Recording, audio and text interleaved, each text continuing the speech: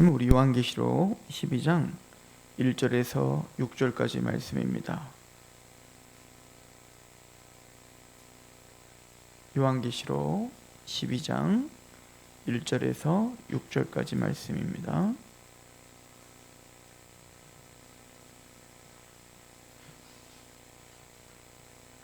요한계시록 12장 1절에서 6절. 우리 천천히 한번 같이 봉독하도록 하겠습니다. 시작. 하늘에 큰 이적이 보이니 해를 옷 입은 한 여자가 있는데 그 발 아래에는 달이 있고 그 머리에는 12별의 관을 썼더라.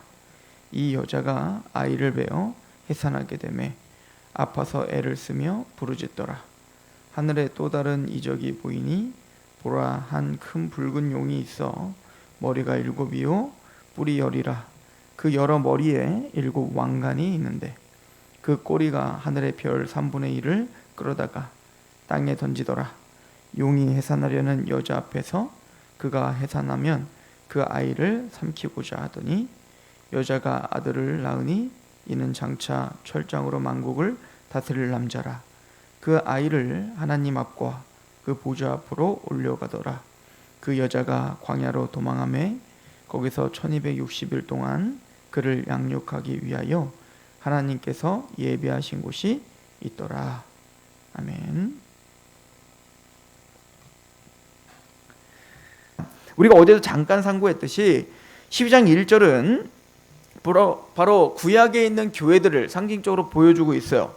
그래서 즉 이 구약에 있는 교회, 즉 이스라엘, 그 육적 이스라엘을 이야기하고 있는 장면인데요. 12장 1절에 하늘에 큰 이적이 보이니 해를 옷 입은 한 여자가 있는데 그 발 아래에는 달이 있고 그 머리에는 12별의 관이 있었더라. 해와 달과 12별은 구약적인 전통과 또 지금 유대인들의 전통 속에서도 바로 이스라엘을 상징적으로 보여주고 있는 중요한 상징적 표현들이에요.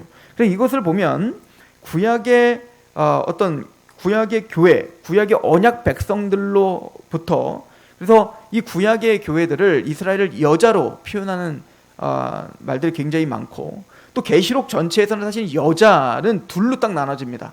참된 교회와 거짓된 교회, 그죠? 또 참된 교회와 하나님을 대적하는 어떤 유혹하는 세력을 가르칠 때 여자로 사용을 하게 돼요. 자, 그래서 이것은 구약 전체에서 하나님은 구약을 통해, 구약 백성을 통해서, 언약 백성들을 통해서 메시아를 오게 하리라 라고 하신 구약 전체를 관통하는 그 하나님의 복음을 지금 설명해 주고 있는 거예요. 이게 어디서부터 시작된다고 했죠? 바로 창세기 3장 15절부터 시작된다고 했어요. 여자의 후손이 뱀의 머리를 밟게 할 거야. 그래서 여자의 후손과 그 뱀의 후손이 이제는 싸우게 되고 갈등하게 될 거야 라고 약속하신, 즉 아담과 하와가 타락하자마자 그 죄된 인간들을 구원하시고자 복음을 선포하셨어요. 이걸 우리는 원시복음이라고 이야기하고 있는 겁니다. 그래서 성경을 여러분들이 구약을 읽다 보면 하나님께서 언약 백성들에게 끊임없이 약속하는 거 하나가 있는데 뭐냐면 자손에 대한 약속이에요. 씨에 대한 약속이라고요. 그래서 그 언약을, 그 여자의 후손에 의해서 뱀의 머리를 밟을 거야 라고 하신 그 언약을 들은 아담은 그래서 제일 먼저 아들을 낳고 이름을 가인이라고 줬던 겁니다. 득남했다는 거예요. 바로 그 아들이다는 거예요. 그런데 그 가인은 메시아답지가 못했죠. 그래서 아벨을 쳐 죽인단 말입니다. 그 나중에 그 가인은 셋이라고 하는 아들을 낳으면서 또 다른 씨를 주셨다라고 표현한 거예요. 그럼 얘인가? 그러니까 끊임없이 뭐를 갈망하죠? 여러분들 그 구약 성경에 보면 씨, 자손, 후손 이렇게 기록이 되는데 이게 다 똑같은 단어예요. 제라라고 하는 똑같은 단어인데 또 다른 씨를 주셨다. 그러니까 끊임없이 뭔가 그 한 자손, 한 씨를 끊임없이 지금 갈망하고 있는 모습을 구약은 보여주고 있어요. 노아에게도 그렇고요. 또 아브라함에게도 그렇고요. 특별히 아브라함서부터는 또 구체적으로 그것을 설명을 하죠. 그래서 아브라함아, 내가 너에게 씨를 주마 라고 표현을 하고 있는 거예요. 내가 너에게 자손을 줄 건데 너와 그 자손으로 인하여 모든 민족이 복을 얻을 거야 라고 이야기를 하죠. 그리고는 그 씨를 정말로 주셨죠. 누구죠? 이삭이었어요. 그 이삭을 하나님은 아브라함을 통해서 바치게 합니다. 그죠? 그게 이삭을 모리아산에서 제물로 바치게 하는 장면이에요. 물론 하나님은 이삭을 받지 않고 또 다른 그 제물을 준비해 놓으셔서 여호와 이레, 하나님께서 예비하신다는 것을 보여주죠. 그래서 그것은 3일 만에 그 아들을 돌려받는 모습을 통해서 예수 그리스도의 십자가와 부활을 상징적으로 보여주는 중요한 장면이기도 합니다. 근데 그때 그 아브라함의 믿음을 확증하시고 그때 하나님이 아브라함에게 주신 약속이 뭐냐면, 내가 너와 너의 씨로 말미암아, 너의 자손으로 말미암아 모든 민족을 복을 얻게 할 건데 그 씨가 대적의 문을 얻게 될 것이다 라고 하는 중요한 언약을 선포하세요. 그리고는 그 이삭에게도 그 자손과 그 씨에 대한 언약을 또 동일하게 주시고, 또 그 언약의 자손인 야곱에게도, 에서가 아니라 야곱에게도 하나님은 동일한 언약을 주시죠. 그러니까 성경이 보면 그 여자의 후손이 올 건데 그 여자의 후손이 대적의 문을 밟을 거야 라고 하는 그 언약을 주시고, 뱀의 머리를 밟을 거라는 언약을 주시고, 아브라함의 자손이어야 되고, 아브라함의 자손 중에는 특별히 누구? 이삭의 자손이어야 되며, 이삭의 자손 중에 야곱의 자손이어야 되고, 야곱의 12아들 중에 이제는 12아들들에게 축복하는 장면들을 보면 특별히 유다 지파에게 그 호를 주겠다, 유다의 사자가 오겠다라고 유다 지파에게 집중하고 있는 걸 보여줍니다. 그래서 나중에 이거를 성경을 어떻게 표현하고 있냐면, 여러분들 그 왕국이 있잖아요.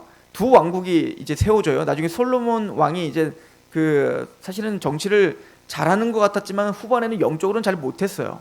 그래서 그 솔로몬 왕으로 인해서 나중에 르호보암, 그 아들 르호보암이 또 실정을 하고, 그러면서 두 나라로 바뀌잖아요. 그죠? 북이스라엘과 남유다. 이 북이스라엘은 10지파, 그리고 남유다는 바로 유다 지파와 약간의 베냐민 지파, 이렇게 이어지게 되죠. 그런데 나중에 보면 열왕기 상하를 보면 두 왕국이 같이 막 번갈아 가면서 막 그 기사가 기록이 돼요. 그래서 열왕기 상하 같은 걸 보면 여러분들 정신 차리지 않으면 이게 북이스라엘인지 남유다인지 막 헷갈릴 때가 많아요. 그러니까 정신 차리고 보셔야 돼요. 자, 이제부터 북이스라엘 얘기합니다, 이제부터 남유다 얘기합니다, 이렇게 사인을 주지 않고 계속 왔다 갔다 하면서 이야기가 돼요. 막 혼합되게. 그런데 열왕기 상하와 겹치는 성경이 하나 있어요. 그게 역대 상하예요. 근데 역대 상하는 그럼 왜 기록됐을까요? 굳이 한 번 더 반복해서. 근데 역대 상하의 특징은 뭐냐면, 북이스라엘 그 10지파의 이야기는 싹 누락해버리고 중요한 부분만 설명을 하고, 역대 상하는 남유다의 이야기에 집중을 합니다. 그러니까 유다 지파에 집중하고 있다는 거예요. 왕 지파인 유다 지파에 집중하고 있다는 거죠. 그리고는 그 유다 지파에 특별히 그 어느 왕조, 다윗 왕조의 계승, 전통을 굉장히 중요시 여겨요. 그래서 사무엘 상하에 보면 다윗의 어떤 그 흠집들도 다 드러내죠.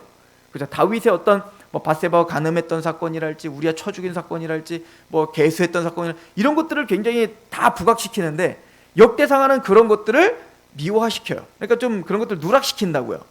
그러니까 유다 지파, 특별히 다윗 왕조로 이어지는 중요한 어떤 맥을 우리에게 설명을 해준다고요. 그리고는 그 왕조가 패망함으로 구약은 끝나요. 그리고는 마태복음 1장이 시작되면서 뭐라고 시작되죠? 아브라함과 다윗의 자손 예수 그리스도의 세계라. 이것은 구약 전체를 꿰뚫는 하나의 이야기인 거예요. 바로 아담부터 시작했던 그 여자의 후손, 그 씨, 아브라함과 이삭과 야곱과 유다와 다윗에게 연결되는 그 씨, 그 대적의 문을 밟을 그 씨가 바로 예수 그리스도다 라고 마태복음 포문을 열은 거예요. 그러니까 유대주의, 즉 유대교를 부수기 위한 포문을 열은 겁니다. 너희들이 진짜가 아니라 너희들이 기다렸던 진짜 언약의 완성이 바로 예수님이야 라고 사실은 폭탄을 던져버리는 이 복음서가 마태복음이에요. 특별히 마태복음의 저자는 그 마태고, 독자는 누구냐면 유대인들입니다. 그래서 여러분들 복음서가 왜 4개나 있어야 되죠? 4개가 다 보완돼야 돼요. 왜냐면 독자들이 다 달라요. 마태복음은 유대, 그리고 마가복음은 로마, 마가복음은 헬라, 그리고 누가복음은 로마, 그리고 요한복음은 그 모든 이방인들을 포함한 크리스찬들에게 보내는 편지예요. 그 약간 강조점들이 다르다는 얘기인 겁니다. 근데 마태복음은 그 전체 구약의 전체 맥을 알고 있는 유대인들에게 너희들이 진짜 기다렸던 메시아, 그 자손이 바로 예수 그리스도야. 왜 그러면 그 예수 그리스도인지를 내가 이쪽부터 설명해 줄게 라고 마태복음이 시작되는 거예요. 그래서 족보부터 시작되는 겁니다. 너희들의 그 족보의 완성은, 아브라함과 다윗의 족보의 완성은 바로 예수님이고 메시아인데, 그래서 성경대로 예수님이 처녀가 잉태했고, 성경대로 애굽에 갔다 왔고, 성경대로 나귀를 타고 입성하시고, 성경대로, 그러니까 계속 성경대로라는 말을 계속 쓰고 있는 거죠. 즉 구약 전체가 예언됐던 바로 예수님이 이분이야 라고 설명을 하는 거예요. 우리 로마서를 한번 가보겠습니다. 갈라디아서를 가보겠습니다. 갈라디아서 3장입니다. 사도 바울은 제가 지금 설명했던 이 구약의 전체적인 어떤 그 흐름을 이렇게 한마디로 설명을 합니다. 갈라디아서 3장.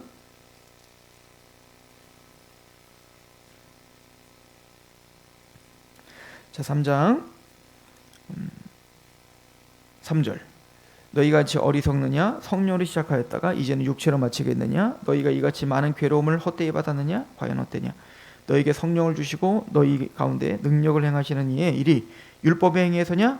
혹은 듣고 믿음에서냐? 이제 율법으로 구원받는 게 아니다. 이제 예수 그리스도를 믿음으로 구원받는 거다. 그 얘기를 하고 있죠.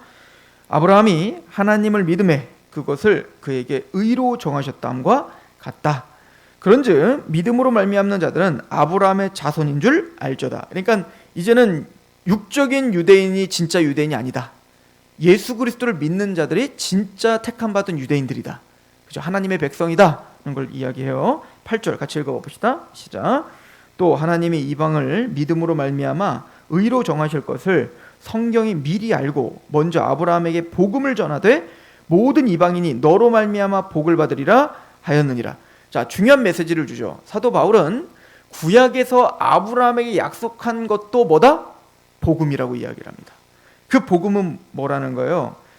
모든 이방인이 너로 말미암아 복을 받으리라. 이제 아브라함으로 말미암아 복을 받을 거야 라고 하는 이 약속이 뭐라고요? 복음이라는 거예요. 이게 왜 복음이 될까요? 하나님이 아브라함에게 끊임없이 주어졌던 약속이 뭐예요? 너와 너의 씨로 인하여, 너와 너의 자손으로 인하여 모든 민족이 복을 얻을 거야 라고 하는 메시지였다고요. 그래서 아브라함으로부터 시작했던 그 자손은 대적의 문을 밟을 거였단 말입니다. 그래서 복음이 되는 겁니다. 왜 그런지 15절 보세요. 형제들아, 내가 사람의 예대로 말하노니 사람의 언약이라도 정한 후에는 아무도 패하거나 더하거나 하지 못한다. 하물며 하나님의 언약을 패하거나 더할 수 있겠느냐? 이렇게 이야기하고 있는 중이죠. 자, 16절 같이 읽어봅시다. 시작. 이 약속들은 아브라함과 그 자손에게 말씀하신 것인데 여럿을 가리켜 그 자손들이라 하지 아니하시고 오직 한 사람을 가리켜 내 자손이라 하셨으니 곧 그리스도라. 그러니까 아브라함과 이삭과 야곱, 다윗, 그 모든 하나님의 언약의 사람들에게 약속한 그 자손은 여러 사람들을 가리켜 말한 게 아니라 오직 한 사람을 가리켜 이야기했으니 예수 그리스도라는 거예요. 그러니까 창세기 3장 15절부터 시작했던 그 자손에 대한 예언은 오직 하나를 끊임없이 지금 예언하고 있었던 겁니다. 누구? 아브라함과 다윗의 자손 예수 그리스도. 그러니까 예수님이 이 땅에 오신 것은 그냥 우연히 오신 것이 아니라 하나님의 주권 가운데 하나님의 영원 전부터 작정하신 하나님의 계획 속에서 오신 것이고, 그 계획을 우리에게 설명하시고 우리에게 선포하시기 위해서 그 구약 전체의 믿음의 선진들을 통해서 구약이 기록된 거예요. 그래서 예수님도 뭐라고 하냐면 누가복음의 24장에 보면 모세의 율법과 선지자의 글과 시편에 나를 기록해야 한 그 말이 다 이루어져야 한 말이 이루어졌다. 내가 십자가에 죽고 부활하고 승천하여 모든 땅끝까지 내 복음이 전파되게 되는 거. 그래서 회개하는 역사가 일어나는 거. 이게 모든 구약이 기록한 핵심이다 라고 이야기하신 것이죠. 우리 갈라디아 4장 하나만 더 볼까요? 4장 4절입니다. 4절 5절 같이 한번 읽어보겠어요. 시작. 때가 참에 하나님이 그 아들을 보내사 여자에게서 나게 하시고 율법 아래서 나게 하신 것은 율법 아래 있는 자들을 속량하시고 우리로 아들의 명분을 얻게 하려 하심이라. 그래서 창세기 3장 15절처럼 여자의 후손으로 어떻게 하게 하셨다? 예수님이 나게 하셨다. 일부러 그렇게 하셨다는 거예요. 여자의 후손으로 나게 하셔서 우리와 동일한 육체를 갖고 이 땅에 오셔서 우리와 동일한 인간으로 오셔서 우리가 못한, 우리는 순종할 수 없는데 예수님은 우리를 대신하여 율법을 온전히 순종하시기 위하여 또 그 육체가 죽임을 당해야 된단 말이에요. 그 죄값을 받으려면. 근데 죄 지은 우리는 죽이시지 않고 그 죄 없으신 예수님이 직접 육체로 죽임을 당하심으로 우리의 모든 저주를 대신 짊어지시기 위하여 때가 참에 이 땅에 오셨다. 이 때가 찬다는 말이 뭘까요? 드디어 하나님이 만세전부터 계획했던, 그리고 창세기 3장 15절에서 선포했던 그 하나님의 언약이 드디어 때가 차 언약이 성취된 것이 바로 예수님의 십자가와 부활과 승천이고 앞으로 재림이다. 이렇게 설명을 하고 계시는 거죠.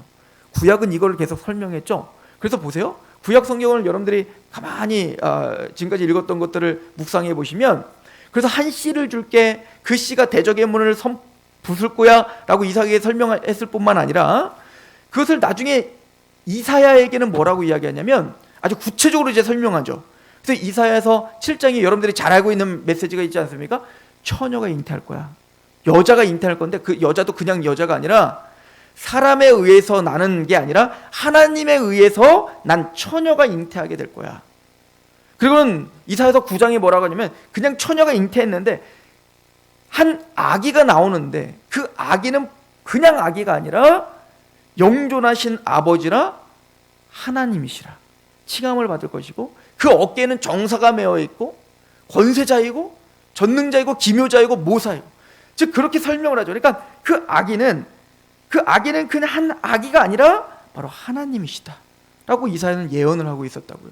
그리고는 이사야서 53장 우리가 너무 잘 알고 있는 메시지가 뭐죠? 근데 그 한 아기, 영존한 아버지 하나님이신 그분이 우리의 허물과 죄로 인해서 채찍에 맞으시고 창에 찔리실 것이고 피를 흘리실 것이고 죽임을 당하실 것이다 하는 거예요. 근데 이사야 53장이 그 이야기를 하면서 뭐라고 하냐면 아버지께서, 하나님께서 그렇게 고난을 당하게 하시는 것을 기뻐하셨다라고 표현하고 있어요. 하나님이 기쁜 마음으로, 하나님의 그 주권적인 마음으로 우리를 위해서 그 한 아들을 내어주실 수밖에 없었다. 바로 그 한 아들, 그 씨, 이걸 에스겔은 뭐라고 하냐면 다윗과 같은 한 왕을 우리에게 주시되 하나님이 직접 우리의 목자가 되어주실 것이다. 그러니까 예수님을 통한 그 목자가 되어주신 것을 하나님이 직접 우리의 목자가 되어주신다고 선포를 하죠. 그분은 다윗과 같은 왕이요, 그분은 하나님이요, 영존하시는 아버지시며, 그분 우리의 죄와 허물을 위해서 십자가에 고통당하신 우리의 대속제물이시며 우리의 어린 양이신 거죠. 그래서 요한계시록은 이 모든 구약의 전체 내용을 지금 한마디로 요약하고 있는 거예요. 그러니까 신천지나 다른 이단들이 이것을 자기들로 들먹이려는 것은 구약 전체를 부인하는 얘기며, 그 영존하시는 아버지와 하나님이시며 그 유일하신 구원자이신 때가 참에 이 땅에 오신 그 예수 그리스도를 현재 욕보이는 일인 거죠. 우리 계시록 12장, 이 배경을 통해서 이 계시록 12장을 보면 이해가 됩니다. 즉 구약의 언약의 백성들을 통해서, 그 여자를 통해서 드디어 누가 태어났죠? 바로 예수 그리스도께서 태어나셨습니다. 12장 2절에 보면 이 여자가 아이를 베어 해산하게 되매 아파서 애를 쓰며 부르짖더라. 이것도 사실은 창세기 3장 15절 이후에 그 여자에게 저주하면서 뭐라고 했냐면 너는 해산의 고통함으로 자식을 낳을 거다라고 해요. 물론 그것으로 인해서 정말로 우리 자매들이 자녀를 낳을 때 고통 중에 자녀를 낳을 수밖에 없게 됐죠. 근데 그것도 은혜인 겁니다. 왜냐하면 그 고통 중에 자녀를 낳으면서 이 약속을 깨달으라는 겁니다. 즉 고통 중에, 고난 중에 그 자녀를 낳을 때, 우리는 그 자녀를 낳을 때 첫째 아이를 낳고 둘째 아이를 낳을 때 어떻죠? 아플 거 뻔히 알면서도 부모는 또 아이를 낳으려고 해요. 이게 단순히 낳을 때만 고통이 아니잖아요. 그 뱃속에 10달 동안 데리고 다니면서 또 그 고통 중에 태어나서 그 아이가 자라는 과정 가운데 사실은 고통이잖아요. 얼마나 그 여자들이 그 아이를 키우면서 모든 어떤 힘과 기력이 다 쇠하지 않습니까? 그게 고통이에요. 그런데도 우리는 또 아이를 낳으려고 해요. 왜죠? 그 아이를 낳는 기쁨이 너무 크기 때문에 그런 거죠. 그런 것처럼 그 예수 그리스도를 우리에게 주심으로 우리를 구원시키는 그 기쁨이 너무 크기에 그 예수 그리스도를 내어주시는 그 고통을 인내하시면서라도 하나님은 구원자를 우리에게 주시겠다라고 하는 것을 그 아이를 낳으면서 우리는 깨달을 수 있는 겁니다. 그죠? 자, 그런 것처럼 그 아이를 고통 중에 해산하며 아파하며 애를 쓰며 부르짖죠. 이것은 우리가 어제도 잠깐 설명했지만 구약 전체 속에서 그 언약, 이 언약이 성취되지 못하도록 사탄은 끊임없이 방해 공작을 폈다고요. 애굽이 이스라엘 아이를 낳지 못하도록 고된 노동을 시켰고, 또 아이를 낳지 못하도록 나중에는 아이들을 다 나일강에 빠쳐 죽이게 되고, 또 끊임없이 이스라엘 백성을 살육하기 위한 여러 가지 바벨론이나 이집트나 그 권세와 그 힘을 가지고 그 언약 백성들을 죽이려고 하죠. 꼭 가인이 아벨을 쳐 죽이는 것처럼. 마침내는 예수를 죽이기 위해서 이제 헤롯이 그 어린아이를 빠쳐 죽일 뿐만 아니라 나중에 예수님을 정말 십자가에 못에 박으려고 하는 것처럼, 그렇게 하나님의 언약이 성취되지 못하도록 끊임없이 방해 공작을 펴는 거예요. 이거는 개인적으로나 역사적으로나 동일한 겁니다. 우리도 마찬가지예요. 하나님의 언약이 우리에게 성취되지 못하도록 끊임없이 사탄은 우리를 공격하고 우리를 방해하게 될 것입니다. 그 이야기를 함축적으로 보여주죠. 그리고 3절, 하늘에 또 다른 이적이 보이니 보라, 한 큰 붉은 용이. 그런데 이런 방해 공작을 펴는 자가 누구예요? 바로 붉은 용인 거예요. 이 붉다라고 하는 것은 유혹하고 화려하고 뭔가 매혹적인 걸 말하는 겁니다. 나중에 이제 그 음녀에 대한 이야기를 할 때 나오게 될 거예요. 그 음녀가 붉은 옷을 입고 있죠. 매혹적인 거예요. 굉장히 아름다운 겁니다. 그렇게 우리에게 천사, 광명한 천사의 모습으로 와서 끊임없이 뭐 하려고 하는 거예요? 방해하려고 하는 게 바로 용, 사탄이다 라고 하는 겁니다. 그 용은 머리가 7이고 뿔이 10이고 그 여러 머리에 7 왕관이 있더라. 이 7 뿔이 뭐고 머리가 7이 뭐고 뿔은 10이 뭐고 그 왕관은 뭘까? 세세한 것이 중요한 게 아니에요. 사실은 이것은 나중에 예수님에게 돌려지는 묘사들인 겁니다. 사실은 예수님에게 능히 셀 수 없는 관이 있다고요. 근데 그 영광과 그 위엄을 자기가 취하여 자기가 가지려고 하는 자인 거예요. 또 이 뿔을 갖고 있었다는 건, 뿔은 능력을 상징합니다. 어린 양에도 뿔이 있잖아요. 능력, 구원의 능력, 은혜의 능력이 있다고요. 근데 얘네들은 뭐죠? 얘네들도 가공할 만한 능력이 있다는 거죠. 힘이 있다는 거예요. 우리가 감히 이길 수 없는 힘이 있는 거예요. 능력이 있는 거죠. 자, 그런 것처럼 이들은 자신의 최고의 능력과 모든 역량과 모든 지혜와 모든 것을 다해 하나님에게 돌려야 될 그 영광을 자기에게 취하는 자며, 또 그 하나님의 영광을 부시고 그 언약을 어쨌든 해방하기 위하여 모든 역량을 다해 지금 공격하는 자다라고 이야기하는 것이죠. 4절에 그 꼬리가 하늘의 별 3분의 1을 끌어다가 땅에 던지더라. 용이 해산하려는 여자 앞에서 그가 해산하면 그 아이를 삼키고자 하더니 여자가 아들을 낳으니 이는 장차 철장 만국을 다스릴 남자라. 그 아이를 하나님 앞과 그 보좌 앞으로 올려가더라. 그 여자가 광야로 도망하며 거기서 1260일 동안 그를 양육하기 위해 하나님께서 예비하신 곳에 있더라. 그 애굽에서 하나님이 이스라엘을 건져주시고, 그리고 그들을 광야에서 하나님 불기둥과 구름기둥으로 보호하시며 옷이 떨어지거나 신이 떨어지지 않도록 보호하시는 것처럼 하나님은 하나님의 백성들을 마침내 구원하셔서, 그죠? 그 어린 그 씨가 태어나서 아무리 방해를 해도 태어나죠. 태어나서 그 아들이 어떻게 됐다는 거예요? 여기 보니까 하나님께서 하늘로 보좌로 올려갔다라고 하죠. 5절에 보니까 여자가 아들을 낳으니 이는 장차 철장 만국을 다스릴 남자인데 그 아이를 하나님과 그 보좌 앞으로 올려가더라. 이거는 십자가와 부활과 승천을 한꺼번에 설명한 거예요.